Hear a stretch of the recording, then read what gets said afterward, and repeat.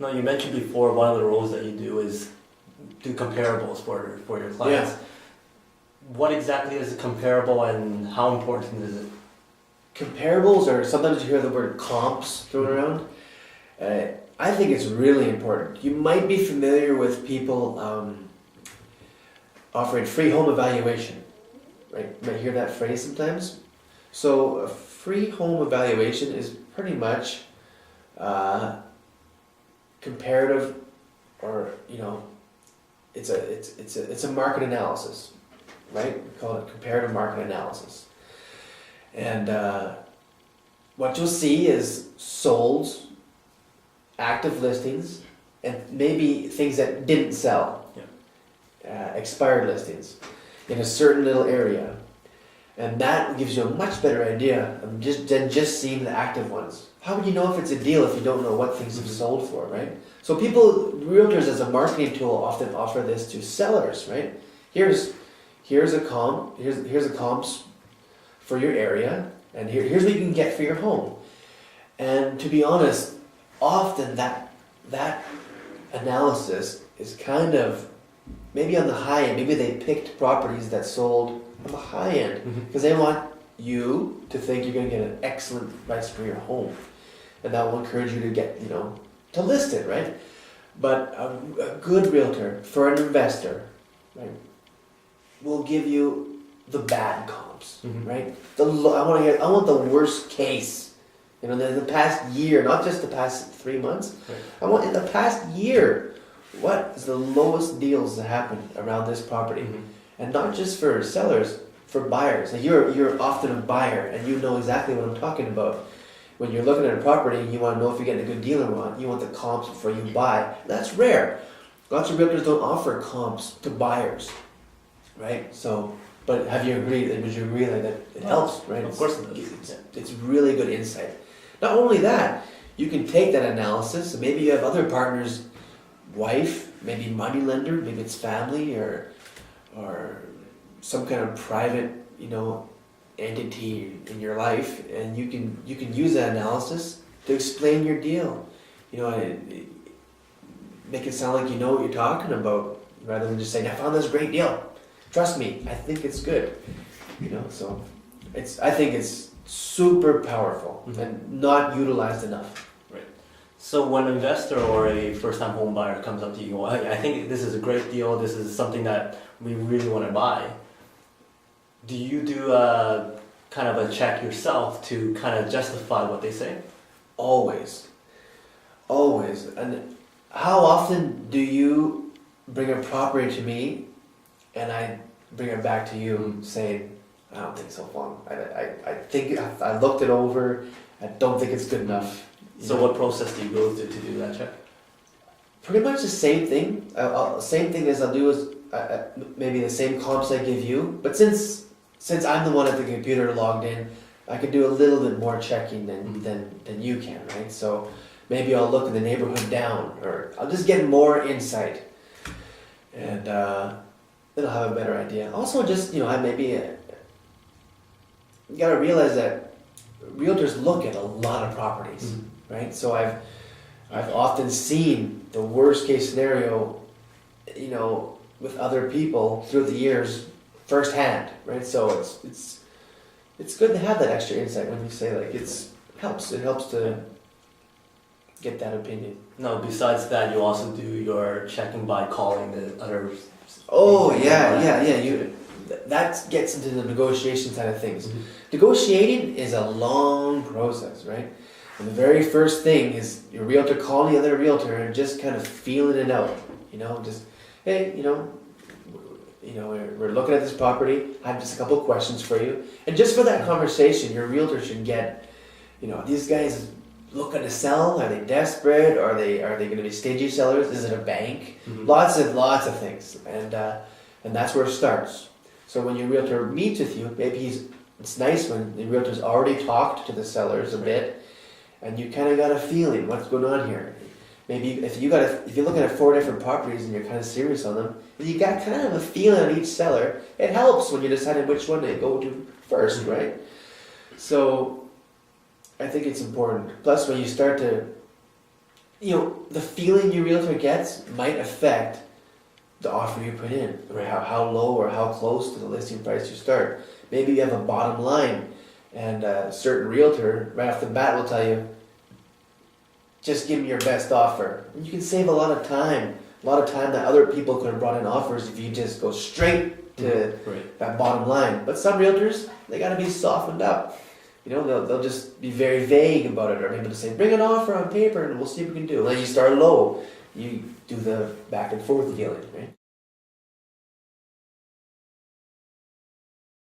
Now, we know that when we're looking at those listings that you send, there's also a listing agent on there too. So why would somebody go, hey, why don't I just cut out the middle person and go directly to that listing agent? Yeah. It's kind of like real estate agents are professionals, right? And you generally want a professional in your own corner, right? It's always better for negotiation, especially since it's two separate parties negotiating with each other for two people that will never meet. Right. It really helps in the negotiating. If you're negotiating with the realtor who listed a property for a seller, his first loyalties, although they shouldn't be, probably will be toward the person who's paying them, which is the lister, right? So I think it's better to have a selling agent and a buying agent separate. It's also better for negotiating as a buyer because your realtor, if they're a skilled negotiator, can act a lot more detached. Just here's my offer. We're going to look at some other properties. Right. Let us know. So if you're dealing with that one realtor, he kind of knows what you're doing. He knows you're not looking at anything else, or you know what I mean? Yeah. It's a huge reason. Sometimes, I've helped family members deal on new houses with builders, and just by being the realtor, they know they got better deals than other people they knew that worked with the builder themselves. And that's generally how people buy new homes, right? Yeah. Themselves with the builder. But as the realtor, I brought my clients there. We expressed interest. We talked about the homes, and then the home builder, the home rep, the sales rep for the home builder, was so what do your clients think? And I kind of held him off and said, well, we're just still looking at properties. We weren't, but he doesn't know that, and that made him a lot more negotiable. It was even with a brand new home builder. So you're saying there's actually a big benefit for people to, even though they're buying a home brand new, to bring in the realtor as well. Yeah, definitely. So how come more people won't do that? It's just an unknown fact. Yeah, it's obviously not something that home builders want to encourage. And it's funny because home builders in Edmonton, particularly, have went through great lengths to develop a relationship with our real estate board and each individual home builder. They want realtors to bring their clients over.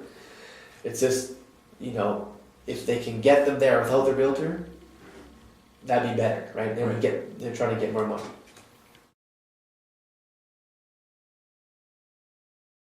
So you mentioned before that the selling agent will get paid by the person who got them to list their property. Correct. So how does the buying agent get paid? Typically, it's sort of changing as time goes on, but typically, the listing agent collects the commission from the seller, and he splits it, generally speaking, with the person, the buying agent that brings the buyer. Okay. So when you're a first-time home buyer, you don't pay the realtor anything. Now, some realtors are making people sign agreements where if you buy a home and I don't get paid what I think I'm going to get paid, you're going to pay me. Right. That's getting more popular. I generally don't do that ever. So when you were talking about the commissions, what's the general going rate for the commissions? In Alberta, it's a little bit cheaper than in Ontario. It's 3.5% or 3% on the first 100,000, which is 3,000, and 1.5% on the balance, whatever else the house costs. And that's for the buying agent. That's the half. Yeah, that's for the buying agent. If you're the lister, you'd be paying that twice potentially. Although there's lots of options out there now. Lots of different brokerages are charging, different commissions to list.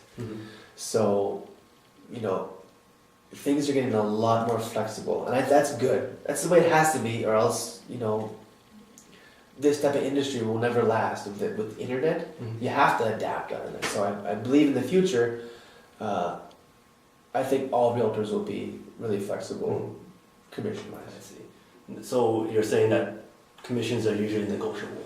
They're always negotiable. It's just, it's often,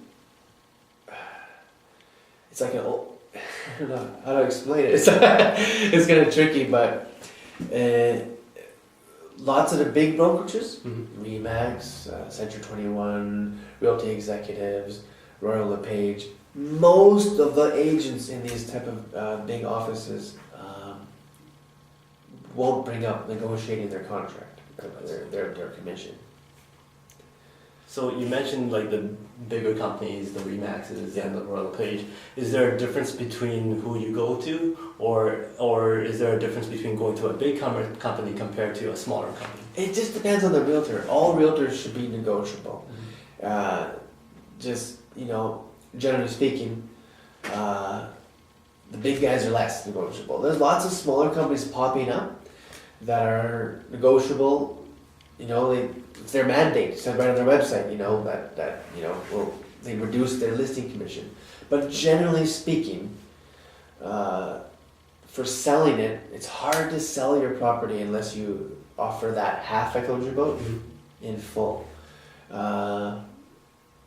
It can be done, but if you want to get top dollar, when I sell my own properties, I pay a realtor in full. Okay.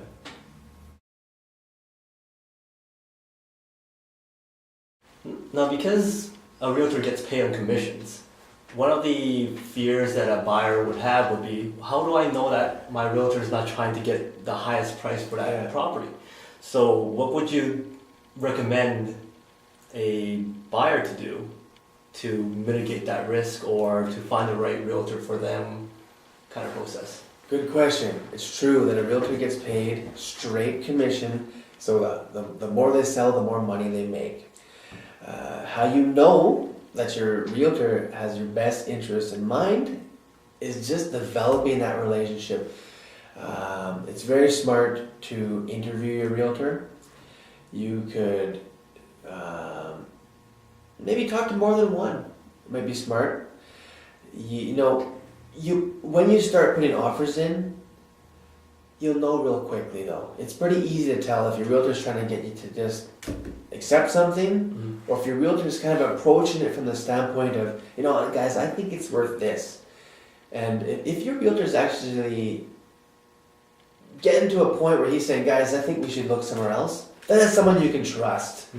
Or how many times does it happen where you've been negotiating on a place and you say, okay, Josh, this is my bottom line, see what you can do, and I got it for less than what you thought it was going to be, right? Oh yeah. That makes you trust me. Yeah, right? Right. So when you have someone that does stuff like that, hold on to that guy. That's a partner in your team, not just a guy trying to make a commission from you. Okay.